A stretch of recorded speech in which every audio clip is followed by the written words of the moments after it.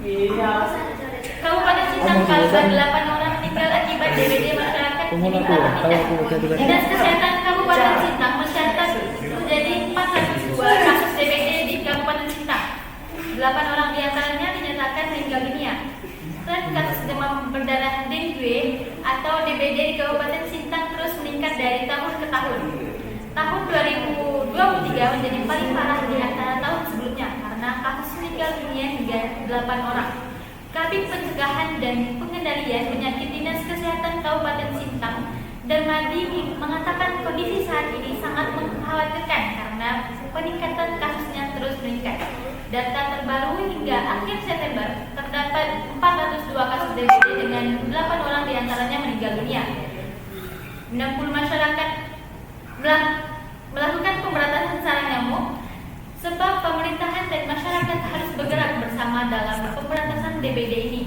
Kabid Pencegahan dan Pengendalian Penyakit Dinkes Sintang. Masyarakat harus menjaga kebersihan lingkungannya masing-masing dan memberikan ABT pada tempat penyimpanan air. Dan Madi menambahkan pesan serta masyarakat sangat penting agar kasus DBD di Kabupaten Sintang bisa turun 90 bahkan hingga tidak ada lagi. Mulai sekarang masyarakat harus mengaktifkan kembali gotong royong membersihkan lingkungan masing-masing. Transformasi digital sudah mewarnai semua aspek dalam kehidupan kita saat ini. Pontianak Kalbar terus melakukan edukasi hadapi transformasi digital. Menghadapi sebuah teknologi dan sistemnya, semua harus terlibat untuk memanfaatkan, bila menolak akan tergilas dengan sendirinya. Karena diperlukan upaya edukasi secara masif kepada semua masyarakat. Teknologi selalu berkembang seiring pemenuhan kebutuhan manusia dalam kesehariannya. Dunia digital kini sudah mewarnai semua aspek kehidupan yang semua dari kita tidak bisa menolaknya. Pengamat dunia digital Hajon Mahdi Mahmudin menilai digital adalah sebuah tools, sebuah dunia baru yang bisa membuat siapapun dia berkembang secara cepat. Perkembangan secara eksponensial, tidak lagi linear, sebab semua orang yang memanfaatkan teknologi digital berbasis jaringan internet akan merasakan dan mendapatkan lebih banyak dari yang mereka pikirkan, bisa 10 kali lipat dari kondisi normal. Hajar menggambarkan untuk marketing misalnya dengan sistem menjual digital jauh lebih cepat dibandingkan secara konvensional. Proses marketing lebih cepat, distribusi produk bahkan sharing juga lebih cepat dari secara konvensional. Namun tidak dipungkiri masih ada sebagian dari masyarakat khawatir karena diperlukan edukasi secara masif. Mereka cenderung takut karena belum merasakan manfaatnya. Mereka masih skeptis mengambil kebijakan dan para stakeholders diharapkan bersinergi untuk melakukan 90 gerakan edukatif terhadap transformasi digital ini. Kabupaten Sambas salah satu daerah sentra perkebunan jeruk siam di Kalimantan Barat. Potensi 30 jeruk siam Kabupaten Sambas terus bertambah setiap tahunnya hingga mencapai belasan ribu hektar saat ini. Jeruk merupakan komoditas hasil pertanian yang menjadi primadona selain padi di Kabupaten Sambas. Potensi yang cukup besar di Kabupaten Sambas tersebut memberikan sumbangan yang besar terhadap Kabupaten Sambas Kalbar panen jeruk madu di Desa Gapura. Pertumbuhan ekonomi Kabupaten Sambas hingga hari ini, berbagai varietas jeruk siam tumbuh subur dan menjadi sumber penghasilan petani khususnya di Kabupaten Sambas.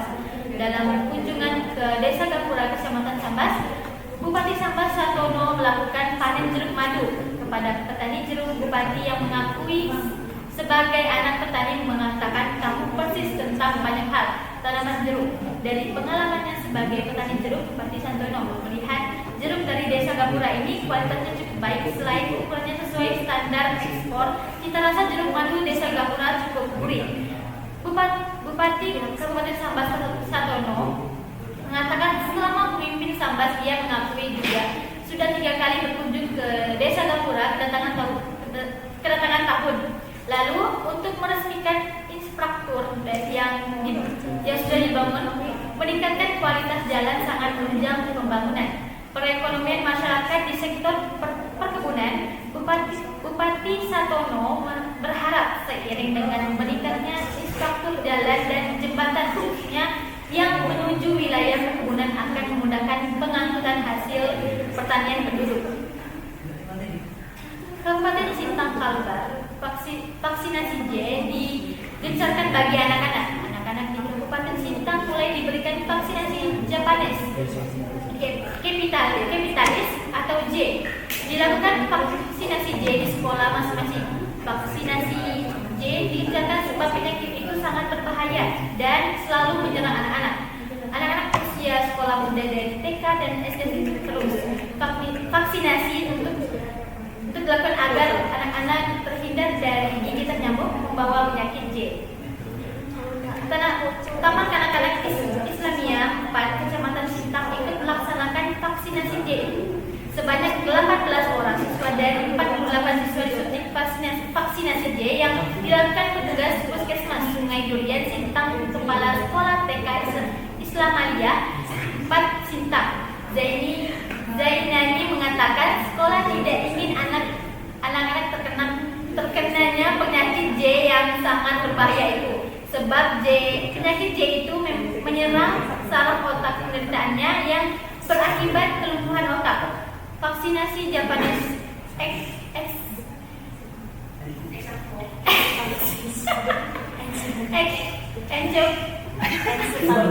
encephalitis atau J itu akan terus diberikan kepada anak-anak usia di bawah 15 tahun di seluruh kecamatan di Kabupaten Sintang. Penyakit J sendiri dibawa oleh aplikasi apa nih, Kulek sehingga harus diantisipasi oleh masyarakat. Pontianak Kalbar peran penting digitalisasi pendidikan perguruan tinggi. Peran teknologi digital pada saat ini sangat penting untuk meningkatkan sistem pembelajaran mahasiswa. Dengan adanya teknologi digital ini, mahasiswa dapat mencari informasi terkait pembelajarannya dengan cepat dan mudah. Aplikasi mobil, platform media sosial dan alat kolaborasi dari memungkinkan mahasiswa terlibat aktif dalam kegiatan akademik dan sosial. Mereka dapat berpartisipasi dalam diskusi kelompok, mengakses sumber daya belajar dan berinteraksi dengan dosen serta sesama mahasiswa dengan mudah. Melalui teknologi ini, teknologi digital memungkinkan pengembangan sistem pembelajaran adaptif yang dapat menyesuaikan materi pembelajaran dengan kebutuhan dan tingkat pemahaman masing-masing.